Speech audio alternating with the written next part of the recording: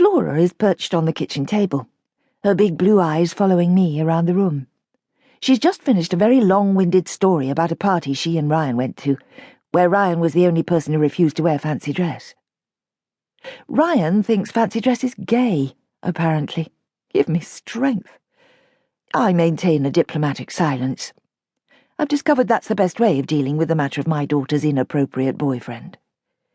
If I were to voice an opinion, that he has all the charm of a dead haddock, for instance, she'd go back to giving me the sanitized PR version of Ryan. The dear leader version, as Simon calls it. Like she did in the beginning, when it became obvious what Simon and I thought of him. At least this way, I get to hear the truth, even if the price is that I have to swallow my own tongue at times. So I nod and murmur appreciatively, and start wondering, oh, the guilt, how soon I'll be able to switch her off. That's the problem with Skyping. You can never get away.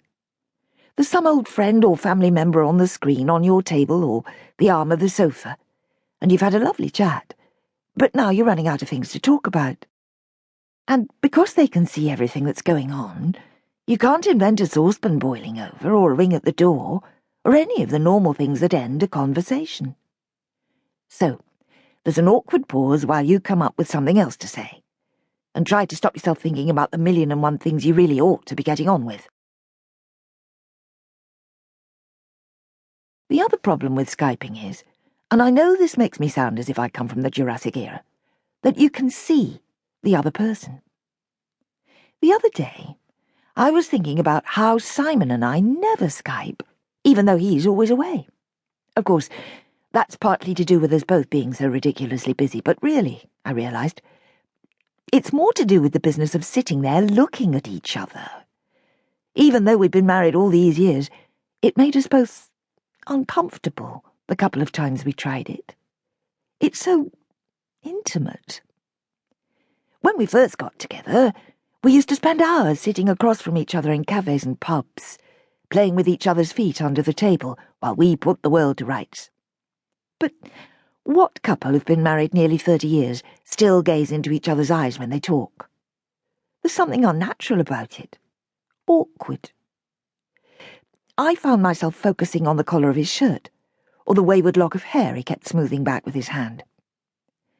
I don't actually want to be able to see the people I'm talking to. It's distracting. While Flora launches into yet another long-winded story, I'm looking at her frizz of hair and thinking, yet again, how much better it would look if she had it cut. Nothing extreme, just a little bit of shaping. And I'm looking at her desk in the architectural firm where she works as a PA, and noticing, with a bit of a wince, that she has some kind of cuddly toy on there.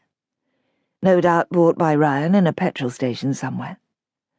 And I'm looking at her clothes and wanting to cut through her story and shout, colour block, or texture, or layering, or any of the other stupid things overbearing mothers want to say to their grown-up daughters but don't dare.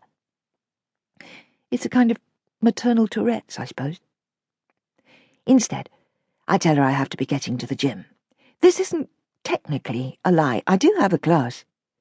Flora doesn't need to know it doesn't actually start for another hour and a half. Then we have that awkward Skype goodbye moment, where neither of us wants to be the first to click on disconnect. Silly, isn't it? It ought to be a straightforward technological act. Lean forward, press, gone. Yet it feels like an emotional rejection. At the gym, I tried to concentrate. Into the half moon, and hold.